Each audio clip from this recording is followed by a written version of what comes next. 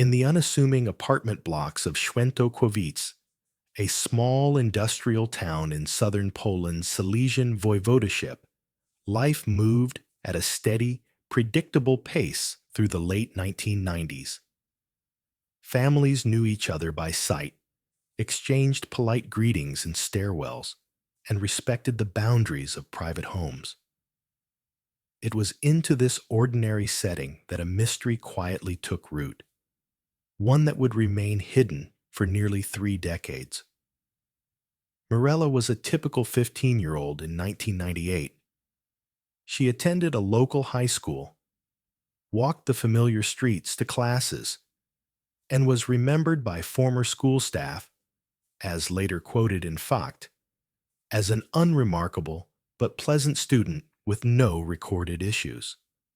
Her life appeared normal until it suddenly wasn't visible anymore. In September 1997, 4 months into her high school year, her parents submitted formal documents to withdraw her from school. The paperwork was handled administratively. In Poland's education system at the time, parental requests for discontinuation or homeschooling were often approved without mandatory deep inquiries if no immediate concerns from teachers surfaced. No alarms were raised publicly at that moment. By early 1998, Mirella stopped appearing outside the family apartment altogether. No more glimpses in the hallway, no sightings at local shops, no casual encounters with neighbors. When people asked, as neighbors naturally do in tight-knit communities, her parents provided a consistent explanation. Their daughter had disappeared. She was missing. Over time, variations of the story circulated. Some neighbors heard she had run away. Others were told, in response to persistent questions, that Mirella had perhaps been reunited with biological relatives, implying adoption or family arrangements elsewhere. These accounts were vague but unchallenged. No frantic family-led search followed. No widespread posters appeared on poles or in shop windows. No sustained media appeals demanded answers. In the absence of visible drama, no police raids, no desperate cries for help, the community gradually accepted the narrative. "She's gone," became the quiet consensus. People stopped asking as frequently. In a culture where family privacy is deeply respected, and without overt signs of trouble leaking from the apartment, prying further felt inappropriate. The door stayed closed, lights flickered on and off as usual, and life continued around it. Decades passed. The calendar flipped from the 1990s to the 2000s, then the 2010s, and into the 2020s. Poland transformed. It joined the European Union, embraced digital technology, weathered economic shifts, and navigated global events. Świętochłowice changed too. New shops opened, buildings were renovated, younger generations moved in. Yet in one specific apartment, the outside world seemed not to penetrate. Neighbors occasionally wondered aloud why no one had ever seen Mirella again. But the old explanations resurfaced. Missing, gone to relatives, disappeared. No one pressed hard enough to demand entry or proof. The apartment remained a private family space. Deliveries arrived. The elderly parents, including an 81-year-old mother by 2025, came and went for errands. But Mirella stayed unseen. No reports of her in Katowice, Warsaw, or anywhere else. If a missing persons file had been opened initially, it did not generate repeated welfare checks that uncovered anything unusual. For 27 years, from age 15 to 42, Mirella existed only within those walls. Her room, by later accounts, retained elements from her teenage years, childlike items preserved as time stood still outside. The isolation was complete, undetected, and unchallenged. This long silence ended not with a dramatic revelation, but with something mundane, a neighbor's concern over unusual noises late one night in July 2025. A resident named Louisa heard what sounded like voices or a disturbance coming from the apartment. Worried it might be trouble, she, and possibly others, decided to call the police. What seemed like a routine domestic call would soon unravel the mystery that had quietly endured for nearly 3 decades. Late July 2025, in the quiet hours after midnight, the apartment block in Świętochłowice was still. Most residents had long since turned off lights and settled for the night. Then, from one specific flat on an upper floor, unusual sounds drifted out. Voices, perhaps muffled talking, or a disturbance that broke the usual silence. The neighbor who lived closest, a woman named Louisa, was the one who noticed first. According to her later interview with Fakt, the noises were enough to make her uneasy. They weren't the normal sounds of daily life. They felt out of place at that hour. After listening for a short while, she decided it might be worth checking on the elderly couple next door. Concerned that something could be wrong, perhaps an argument, an accident, or health issue, she picked up her phone and called the local police non-emergency line. It was presented as a welfare concern, nothing more dramatic at first. Officers from the municipal police headquarters in Świętochłowice arrived within a reasonable time. 2 patrolmen knocked on the door of the apartment belonging to the older couple. When the door opened, reportedly by the mother, who was in her early 80s by then, the police explained they were responding to a neighbor report of noises and wanted to make sure everyone inside was safe. The parents allowed the officers to step inside. What followed was not an immediate dramatic confrontation, but a gradual unfolding of something deeply unexpected. In one of the smaller rooms toward the back of the flat, the police located a woman they had no reason to expect was still there. Mirella, now 42 years old, was present in the apartment her family had long claimed she had left forever. She emerged from the room, described in media as small and retaining some childlike elements from decades earlier, though details were kept minimal for privacy. The officers immediately observed that her physical condition was alarming. She appeared severely weakened, frail, pale, unsteady on her feet, and visibly undernourished.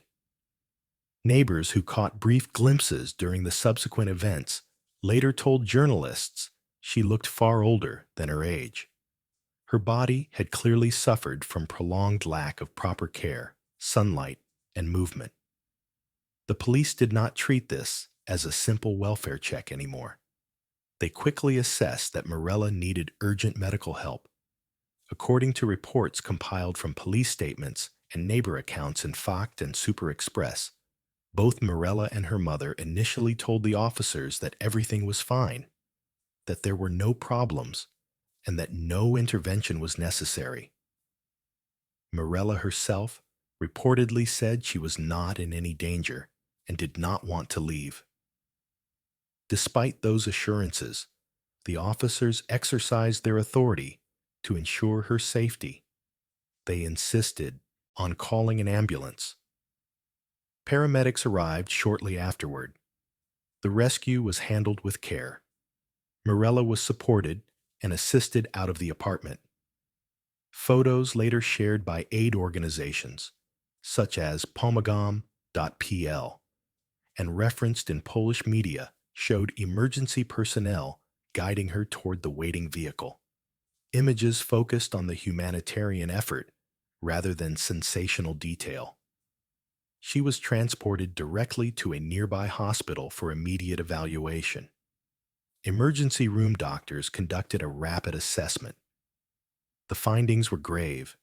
Severe malnutrition had taken a heavy toll, compounded by infections, particularly affecting her lower limbs, swelling, and overall physical deterioration.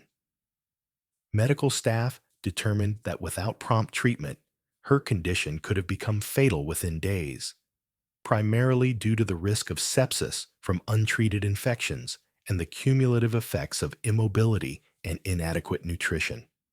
Mirella was admitted right away. She remained in hospital care for approximately 2 months, from late July through September 2025. During this period, she received intensive treatment, nutritional support, intravenous and gradual oral refeeding, antibiotics and wound care for infections, physical therapy to begin rebuilding strength and mobility, and monitoring for other complications arising from long-term isolation. Doctors noted steady but slow improvement once intervention began, though full recovery would clearly take much longer. Back at the apartment, the parents remained. No arrests were made that night. The police secured the scene briefly for documentation, but did not detain anyone immediately. Instead, they notified the local prosecutor's office of the unusual circumstances. A woman, long believed missing, had been found alive in the family home, in critical health, after 27 years of absence. Word began to spread quietly among the building's residents even before dawn. Louisa, who had made the original call, was stunned when she learned what had been discovered. She later told Fakt that she never imagined the noises were connected to someone the whole neighborhood thought had vanished decades ago.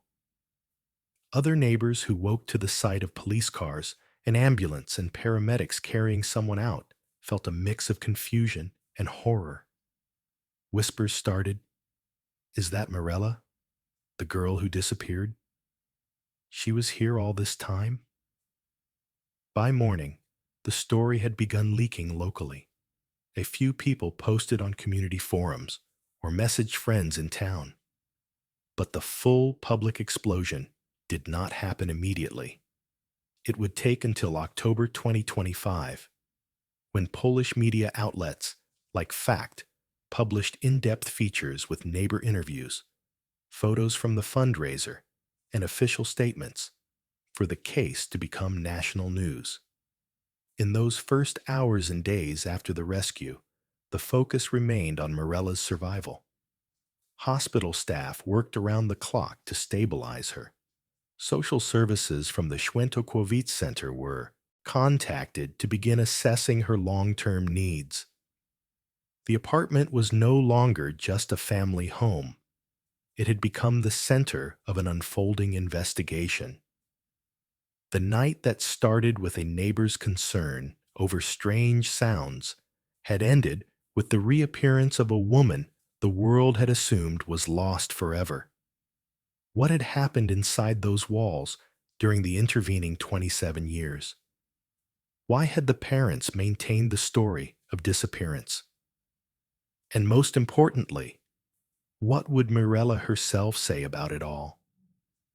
Those questions would begin to find answers in the weeks and months ahead as she recovered enough to speak, as investigators gathered evidence, and as the public slowly learned the layers beneath the long silence.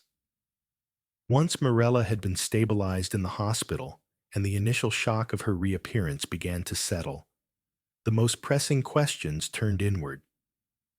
What did the people directly involved have to say? Why had the family maintained the story of disappearance for so long? And how did Mirella herself explain the 27 years she had spent entirely within the apartment walls? The answers began emerging in stages. During the first days in hospital, while still under medical care and guarded privacy, Mirella gave preliminary statements to police investigators who visited with social services present. According to reports later published in Fakt and RMF24, she was clear and consistent from the outset. She had not been held against her will. The apartment door, she said, was never locked in a way that prevented her from leaving. She had chosen to remain inside for an extended period, though she admitted she could not recall the exact moment or reason the isolation became so complete. "I haven't gone out for a long time," she reportedly told authorities. "I can't remember exactly when it started, but I didn't want to leave." These early accounts were not dismissed. Instead, they became central to the investigation. In late 2025, the district prosecutor's office in Chorzów commissioned a psychological expert evaluation to assess the reliability of her testimony. The opinion, finalized and made public through media leaks and official channels in January 2026, concluded that Mirella's statements were coherent, logically structured, and showed no signs of confabulation, fabricating memories to fill gaps, or significant distortion. The psychologist noted that her account aligned with someone who had experienced profound, self-imposed, or psychologically reinforced isolation over many years, without evidence of forced coercion in the classical sense. This expert finding carried substantial weight. It meant investigators could not easily treat the case as straightforward unlawful imprisonment. Mirella's perspective added layers of complexity rather than simplifying the narrative. She did not portray herself as a victim of kidnapping or physical restraint. Instead, she described a long-term withdrawal from the outside world that had become habitual. Whether this withdrawal stemmed from anxiety, family dynamics, depression, or other internal factors was not elaborated in public reports. She did not provide a single dramatic trigger event. What she did emphasize repeatedly, both to police and later through intermediaries speaking to Gazeta Wyborcza, was that the decision to stay inside had felt like her own at the time, even if she now recognized how damaging the prolonged isolation had been to her health. The parents' side of the story remained largely unchanged from what they had told neighbors for decades. When questioned by investigators and in brief media comments relayed through family acquaintances, they reiterated the explanation they had given since 1998. Mirella had disappeared. In some versions, they suggested she had left home voluntarily and perhaps reconnected with biological relatives elsewhere, a claim that appeared inconsistent with her being found in the apartment. The 81-year-old mother, in particular, maintained that there had been no wrongdoing, no locking of doors, no deliberate concealment, no abuse. They denied any intent to harm or isolate her against her wishes. To date, no formal charges have been filed against either parent. The prosecutor's office has stated publicly, via Super Express and Fakt interviews with prosecutor Sabina Kuśmierska, that the investigation remains open precisely because the evidence must be weighed carefully. Mirella's credible testimony of voluntary choice stands in tension with medical observations of extreme neglect and physical decline. Neighbors, meanwhile, struggled to reconcile the new information with their long-held assumptions. Louisa, the woman whose call to police had set everything in motion, spoke to Fakt about the overwhelming sense of disbelief and guilt. "I thought she was gone. Everyone did," she said. "We asked sometimes, and they always said she disappeared or went away. We believed it, because why wouldn't we? Now I keep thinking, if I had knocked on the door more, if someone had insisted on seeing her, maybe this wouldn't have gone on so long." Other residents echoed similar sentiments in local interviews: regret for accepting the vague answers, sorrow for the wasted years, and confusion over how someone could live unseen in the same building for nearly 3 decades. The emotional fallout was not limited to the immediate neighbors. When the story broke nationally in October 2025, first through Fact's detailed feature, then amplified by TVP3 Katowice, Super Express, and later international outlets such as People Magazine, NDTV, and The Sun, the public reaction was swift and sympathetic. Social media in Poland filled with messages of support, questions about systemic failures, and donations to the newly launched fundraiser on pomagam.pl. The campaign, titled with reference to her long confinement in a small room, aimed to cover ongoing medical care, psychological support, dental restoration, rehabilitation, and eventual steps toward independent living. By late January 2026, it had collected approximately 80,000 zloty from over 1,400 donors, though it remained far short of the 500,000 zloty goal. Mirella's gradual emergence into public awareness also began to shift perceptions. After her 2-month hospitalization, she was discharged in September 2025 and returned to the family apartment under the supervision of the Świętochłowice Social Welfare Center. Reports from November and December 2025, including Onet Kobieta, indicated she had started leaving the flat for short periods, accompanied outings, medical appointments, or brief walks, marking the first time in 27 years she had regularly stepped outside. These small steps were portrayed by aid organizations and media as hopeful signs of recovery and reintegration, even as the legal questions lingered. The contrast between Mirella's own voice, calm, insistent on her agency, and the visible evidence of her physical suffering created a profound tension in public discourse.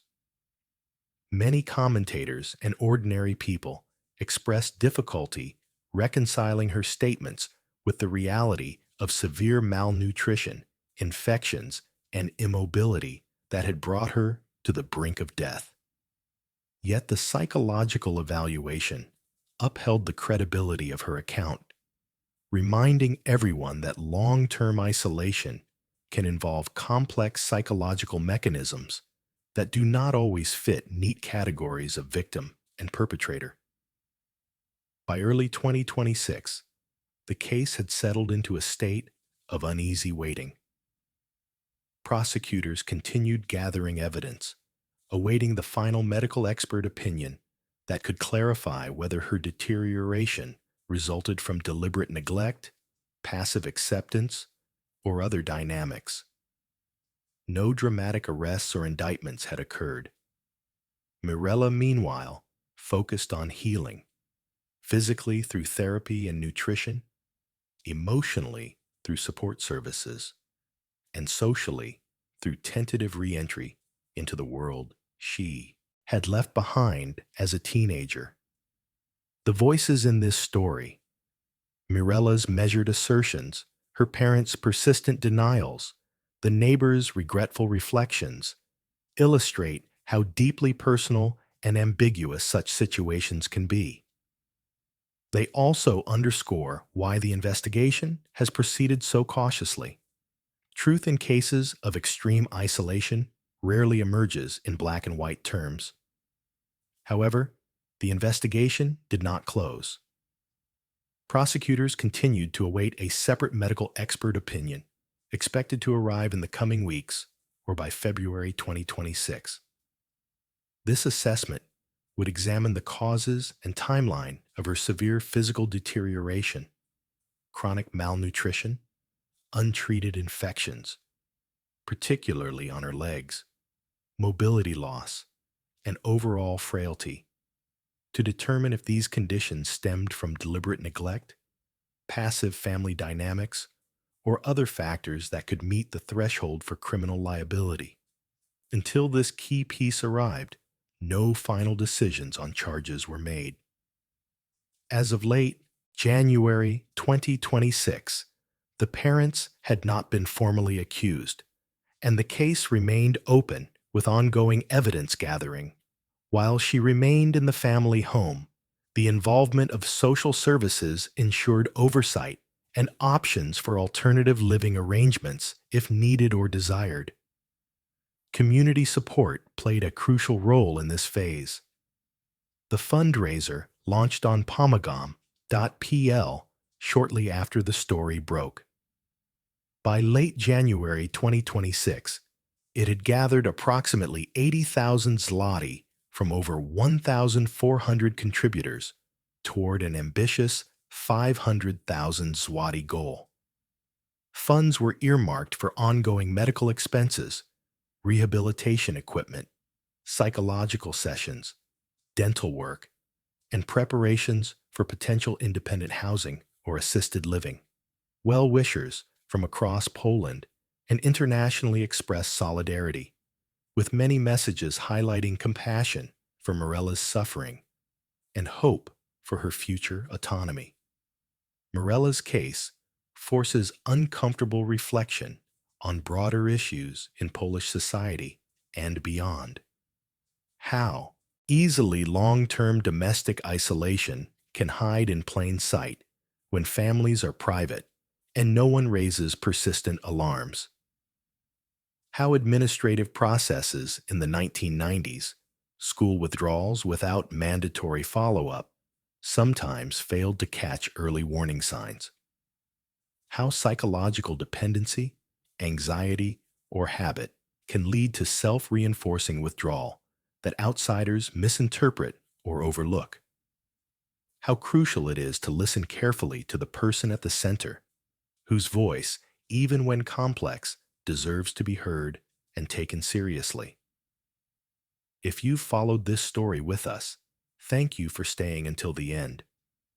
Cases like this remind us how fragile visibility and connection can be, and how powerful a single concerned neighbor or a single viewer who cares can be in changing lives. If you found this video helpful, informative, or simply moving, please consider supporting the channel so we can continue bringing real, respectful, fact-based stories like this one. Hit that like button if the case touched you, subscribe, and turn on notifications so you don't miss future deep dives, and share this video with anyone who appreciates thoughtful true crime coverage. Your support, whether through views, comments, or a small contribution via the links in the description, helps keep this channel independent and focused on stories that matter. Until the next story, stay curious, stay kind, and look out for each other.